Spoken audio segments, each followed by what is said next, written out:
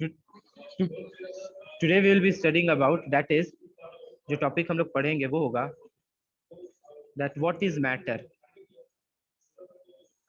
ठीक है, कि मैटर है क्या। तो अभी प्रीवियस क्लास में हम लोग क्या पढ़े थे कि कोई भी चीज, ठीक है, anything that occupy space, anything that occupy space and have mass, and have मास, मतलब कोई भी चीज जो स्पेस ऑक्यूपाई करता हो और उसका कुछ वेट हो, उसको हम लोग क्या बोलते हैं, उसको हम लोग मैटर बोलते हैं। कोई भी पूरे यूनिवर्स में किसी भी चीज को, पूरे यूनिवर्स का कोई भी चीज अगर वो मास मीन्स उसका कोई मास हो, ठीक है, अगर उसका कोई मास हो, वो अगर स्पेस ऑक्यूपाई कर रहा हो, तो उसको हम लोग क्या बोलते हैं, उसको हम लोग मैटर बोलते हैं। अब ये जो मैटर है, तो ये जो मैटर है, तो मैटर का याद रखिएगा, anything that occupy space and have mass is known as matter. और पूरे वर्ल्ड, पूरे यूनिवर्स का, अर्थ का भी नहीं, पूरे यूनिवर्स का जितना भी सब्सटेंस है सब इसके अंदर आ जाता है। लेकिन कुछ कुछ चीज है जो इसके अंदर नहीं आता है, लाइक हमारा जो फीलिंग्स है उसका कोई वेट नहीं होता, वो कोई कभी भी स्पेस ऑक्यूपाई नहीं करता है। मान लीजिए आप सैड हो, तो क्या आप सैड होते हो तो आप मोटे हो जाते हो, आपके बॉडी के अंदर स्पेस भर जाता है, आपके बॉडी का वेट बढ़ जाता है आप सैड होते हो तो?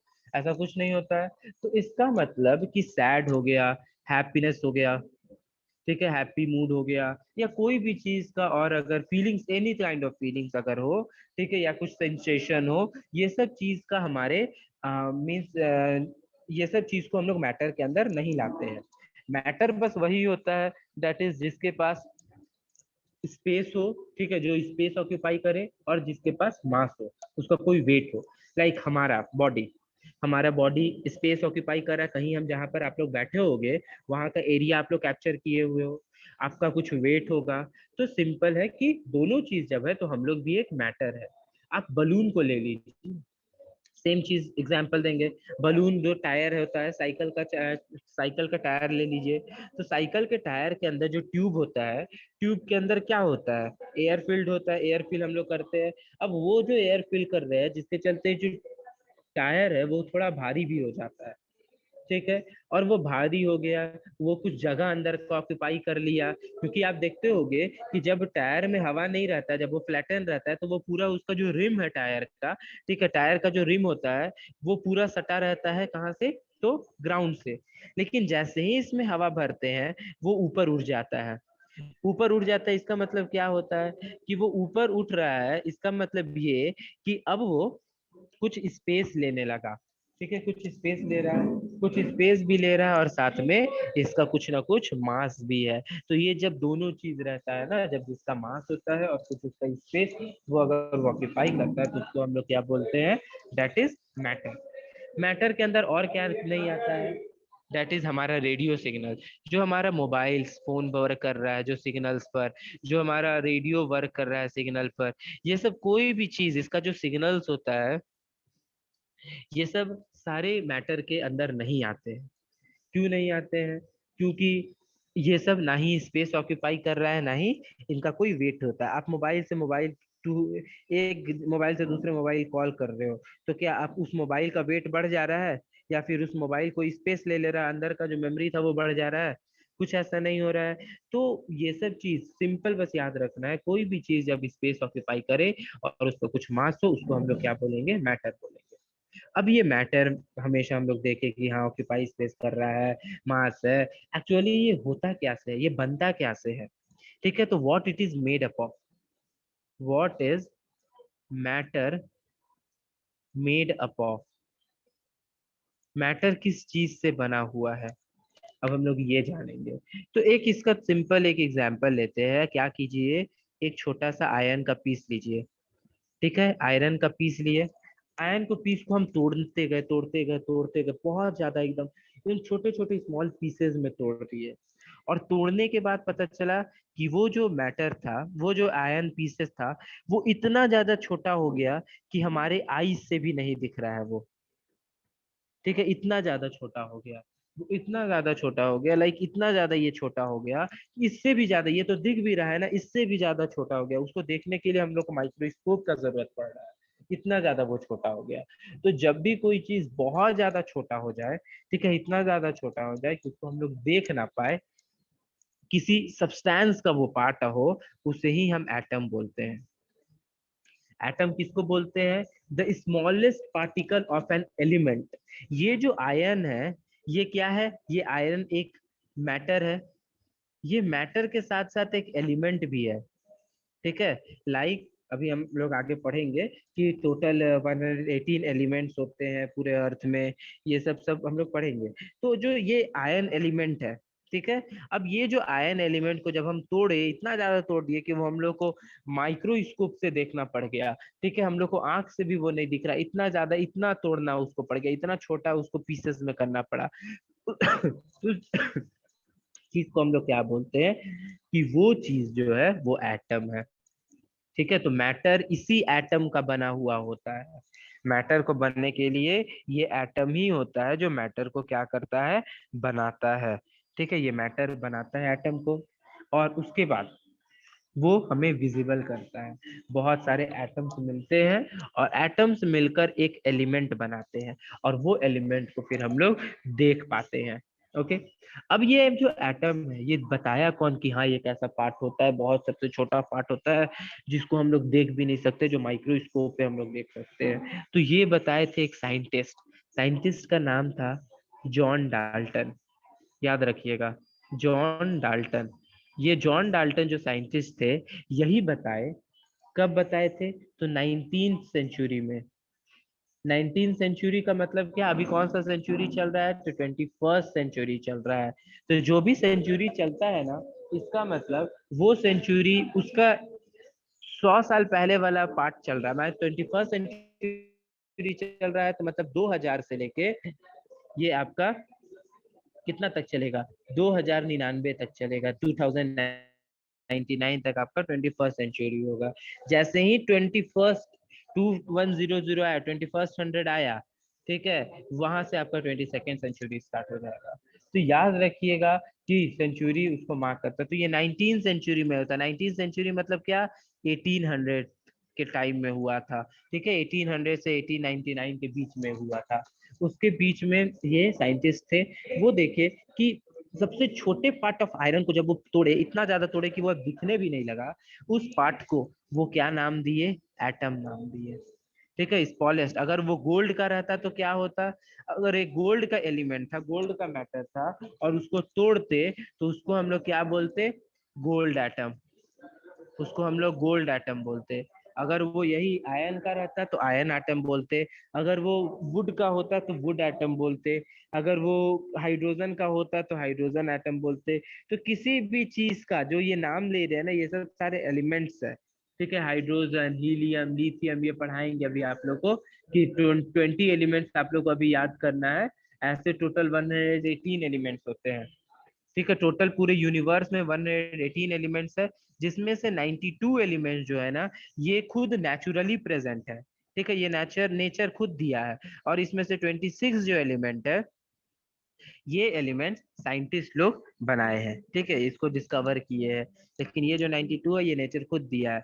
तो अब उसी में से टोटल 118 में से एलिमेंट जो है, इसको तोड़ेंगे तो ये इतने छोटे पार्ट में जब वो ब्रेक हो जाए कि उससे ज्यादा और ब्रेक ही ना हो सके, उसे हम क्या बोलते हैं? एटम बोलते हैं। मतलब समझिए कि अगर आपको 1 मिलीमीटर का लंबा का अगर आपको एक गोल्ड बनाना है, तो आपको पता है 40 लाख गोल्ड एटम लेना होगा, ठीक है। 40 लाख जब गोल्ड एटम्स आप लेंगे, तब जाकर 1 मिलीमीटर होगा। समझ जाइए, सेंटीमीटर भी नहीं, 1 सेंटीमीटर भी आपका इतना होगा। मिलीमीटर मीन्स समझ जाइए उसका भी आधा पार्ट, इतना छोटा होता है वो। मीन्स 40 लाख, 40 लाख, जब ऐसे ऐसे ऐसे ऐसे जब 40 लाख हम यहाँ पर गोल्ड रखेंगे ना, 40 लाख, तब जाकर एक छोटा सा इतना सा गोल्ड एटम बनेगा, 1 मिलीमीटर का। इतना छोटा होता है वो एटम, कि वो दिख ही नहीं सकता। वो नेकेड आई से तो कभी नहीं दिख सकता, उसको देखने के लिए माइक्रोस्कोप का ही होना सबसे ज्यादा जरूरी है। बिना माइक्रोस्कोप के कभी हम लोग नहीं देख पाएंगे। ठीक है। अब स्मॉलेस्ट पार्टिकल ऑफ गोल्ड को हम लोग क्या बोलते हैं? गोल्ड एटम बोलते हैं। आयन को क्या बोलेंगे? आयन एटम बोलेंगे। बट जो वाटर का पार्टिकल है, पानी, वाटर, इसके पार्टिकल को हम लोग क्या बोलेंगे? इसके पार्टिकल को तो हम वाटर एटम नहीं बोल सकते हैं, क्योंकि ये जो पानी है, वाटर है, ये किस चीज से बना हुआ है? ये हाइड्रोजन और ऑक्सीजन दोनों से मिक्स होकर बना है, तभी तो ये 2H2, ये H2O दिया हुआ है। ठीक है। ये बना हुआ है किससे? ये बना हुआ है हाइड्रोजन से और ऑक्सीजन से। जो हमारा वाटर है वो हाइड्रोजन और ऑक्सीजन से बना हुआ है। हाइड्रोजन और ऑक्सीजन से बना हुआ है, इसी चलते इसको हम लोग, ये दो अलग अलग एलिमेंट से बना हुआ है, तो जब दो अलग अलग एलिमेंट से बने हुए हैं तो उसे हम क्या बोलते हैं? याद रखिएगा, उसे हम एटम नहीं बोलेंगे, उसे हम बोलेंगे मॉलिक्यूल्स। क्या बोलेंगे? मॉलिक्यूल्स। एलिमेंट का सबसे छोटा पार्ट क्या होता है? एटम। उसी तरह से जब सबसे छोटा पार्ट हो, मीन्स लाइक अगर आप समझो H2O है, वाटर है, ये क्या क्या से बना हुआ है? तो हाइड्रोजन से और ऑक्सीजन से बना हुआ है। ठीक है। तो ये जो वाटर है, इसका जो सबसे स्मॉलेस्ट पार्ट होगा ना,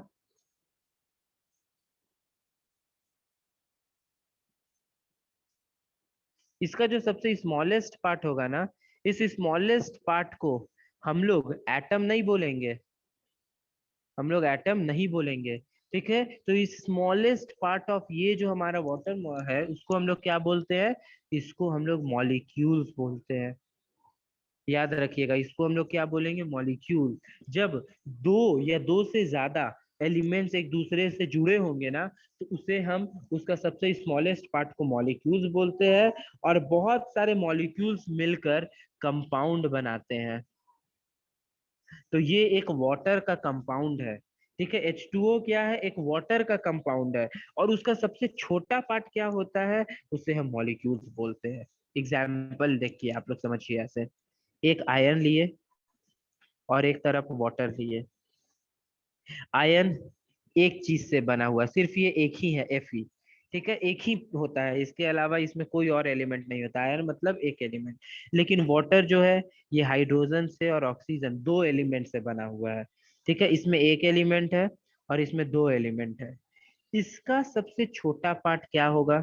इसका सबसे स्मॉलेस्ट पार्ट होगा, दैट इज एटम। और बहुत सारे एटम मिलकर क्या बना देंगे? बहुत सारे एटम मिलकर एलिमेंट बनाएंगे। ठीक है।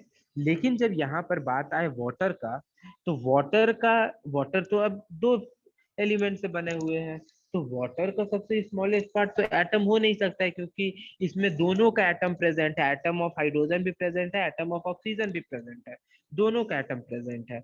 तब हम इसको क्या बोलेंगे? तो जब दो या दो से ज्यादा अगर एटम प्रेजेंट हो ना, तो उसे हम मॉलिक्यूल्स बोलते हैं। ठीक है, मॉलिक्यूल्स बोलते हैं। और मॉलिक्यूल्स मिलकर, छोटे छोटे छोटे छोटे वाटर मॉलिक्यूल्स मिलकर क्या बनाते हैं? कंपाउंड बनाते हैं। याद रखिएगा, एटम सबसे स्मॉलेस्ट पार्ट है एलिमेंट का, मॉलिक्यूल सबसे स्मॉलेस्ट पार्ट है कंपाउंड का। ये दोनों चीज याद रखिएगा। एलिमेंट का सबसे छोटा पार्ट एटम, मॉलिक्यूल्स का, कंपाउंड का सबसे छोटा पार्ट ये मॉलिक्यूल्स। ठीक है। तो ये दोनों चीज याद रखना है। लाइक वाटर जो है, ये दो एलिमेंट मिलकर क्या बनाए? कंपाउंड बनाए। यही अगर दो छोटे छोटे एटम्स मिलकर क्या बनाते?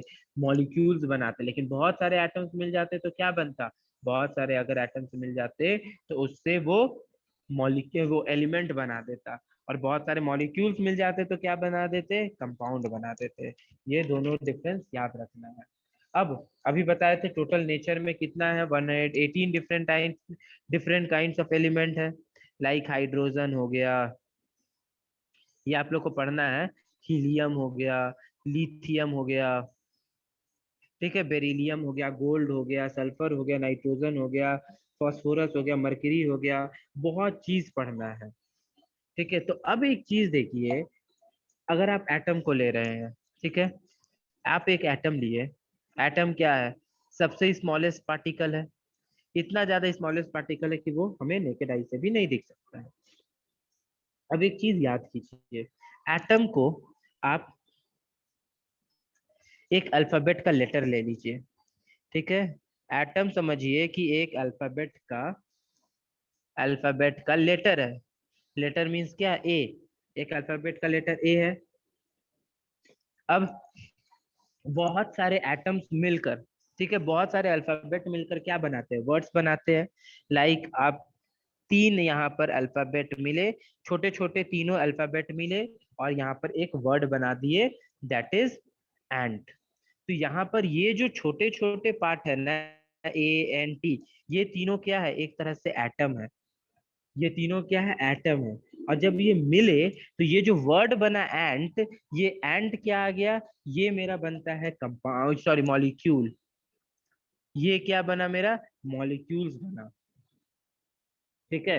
And in the same way atom join together to make molecules and millions of different kinds of molecule. अब आप देख सकते हो टोटल 26 अल्फाबेट है। 26 अल्फाबेट में से मिलियंस मींस इतना ज्यादा वर्ड बन सकता है कि आप सोच ही नहीं सकते हो।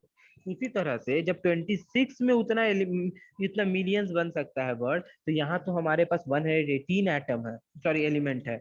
118 एलिमेंट से कितने मॉलिक्यूल्स बन सकते हैं, कितने कंपाउंड बन सकते हैं? तो यही रीजन है कि जो मॉलिक्यूल्स, ये मॉलिक्यूल्स ही रीजन होता है कि जो हमारा शुगर वाटर होता है ना वो स्वीट होता है, और सॉल्ट वाटर जो होता है ना वो सॉल्टी होता है। क्योंकि किसी में ये ए एन टी एंड हो रहा है, किसी में ए एन डी एंड हो रहा है। तो ये मॉलिक्यूल जब चेंज कर गया तो इसका पूरा जब मीनिंग चेंज हो जा रहा है, तो उसी तरह जब एटम चेंज कर गया, इसका मॉलिक्यूल चेंज कर गया, तो उसके चलते पूरा का पूरा टेस्ट, पूरा का पूरा फ्लेवर, स्मेल सब चेंज कर जाता है किसी भी चीज का। एक और चीज आप जानोगे कि जो हमारा वाटर है ना, ये किस फॉर्म में प्रेजेंट होता है? ये लिक्विड फॉर्म में प्रेजेंट होता है। वाटर प्रेजेंट है लिक्विड फॉर्म में, लेकिन ये बनता किससे है? तो ये दो गैसेस से बनते हैं। हाइड्रोजन गैस से बनता है और ऑक्सीजन गैस से बनता है। ये दोनों हाइड्रोजन और ऑक्सीजन गैस गैस है, जब दोनों कंबाइन करते हैं एक दूसरे से, कंबाइन करने के बाद लिक्विड बनाता है। वो लिक्विड को हम लोग क्या बोलते हैं? वाटर बोलते हैं। याद रखिएगा, वो लिक्विड को हम लोग क्या बोलेंगे? वाटर बोलेंगे। और वो वाटर फिर एक कंपाउंड बना जिसे हम लोग यूज करते हैं। तो यहाँ तक आपका मीन्स यू कैन से जो भी एटम्स था, मॉलिक्यूल्स था, वो पूरा कंप्लीट होता है। तो नेक्स्ट आपका क्लासिफिकेशन स्टार्ट